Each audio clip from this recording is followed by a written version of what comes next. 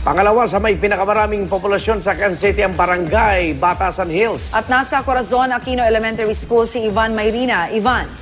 Magandang umaga, Igan Rhea. Nagbabalik tayo dito sa President Corazon Aquino Elementary School sa barangay Batasan Hills, kung saan meron pong 70,000 na registered voters sa barangay pa lamang yan. At dito pa lamang sa Corazon Aquino Elementary School ay meron ng inaasahang 32,000 na botante ang boboto ngayong araw lamang na ito. At Igan Rhea, kaninang bago pa man sumikat ang araw, ay nakita na natin nagsimulang magdatingan ang ating mga guro na mga ngasiwa sa eleksyon. At ngayon na marami sa kanila ang nakakuha na ng mga election paraphernalia at dinala na sa kanilang mga presinto. Igan Rhea, itong paaralan lamang na ito, 32,000 nga ang inaasahang boboto dito. At isa ito sa mga mahigpit ng binabantayan ng Quezon City Police District. Pag-usapan muna natin ngayon ang latag ng seguridad para dito sa eskwelang ito. Gayon din sa buong Quezon City, makakasama natin si Chief Superintendent Richard Albano, ang hepe po ng Quezon City Police District. Magandang umaga po. Good morning. Simulan po natin dito sa paaralan na to. 30 mil ho, yung inaasahan natin magsisiksikan dito sa buong maghapon. Paano po yung nilatag natin ng seguridad? Ito yung maraming nilagay natin ng mga pulis sa area na to. Lalo-lalo na sa dami na yan, doon sa babaan, matitingnan natin seguridad nila. Baka makasalisir ito mga pickpockets dyan sa labas. Pero dito sa loob, wala naman nangyayari dito.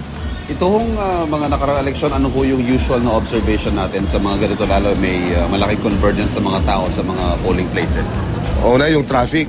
Pero ang kabuuan, pag tinitingnan mo na ganitong eleksyon, kaya ayan ang dahilan kung bakit kalahati yung linagay natin sa 4,000 na latag ng pulis. Dahil babantayan natin yung anti-criminality, yung akyat bahay, yung salisi, yung mga papunta rito. Pero mismo sa polling places, wala naman. Sir, ito hong Quezon City, wala ho tayong identified na hotspots or areas of concern. So in general, we expect a peaceful day today. Ivan, meron lang tayong isa dito sa Barangay Santo Domingo. Lately lang, in-evaluate ng COMELEC with Kamkrami and CRPO dito na gawin na area of concern, itong Barangay Santo Domingo. Ang dahilan, merong intense rivalry. Tapos, merong mga death threat na nare-receive ng mga kandidato nung nakakaraan eleksyon. But actual incidents, wala naman po? Wala naman. Historical data, Kagabi wala. po, sir, wala naman tayong nakuha reklamo, vote buying, yan ho yung karaniwan nangyayari, yung eve of the elections eh. Meron mga reports, nakaka-responde naman kagad tayo, pero wala tayong nahuli. Dito sa violation ng liquor ban, more or less, meron tayong 36. Mga hindi nagpaawat, sir? Kaya ito, yan ang kabuuan na nahuli natin. 36, palabag sa liquor ban. So far, so good. Sana po manatiling mapayapa ang maghapon ito. Maraming salamat po sa inyo.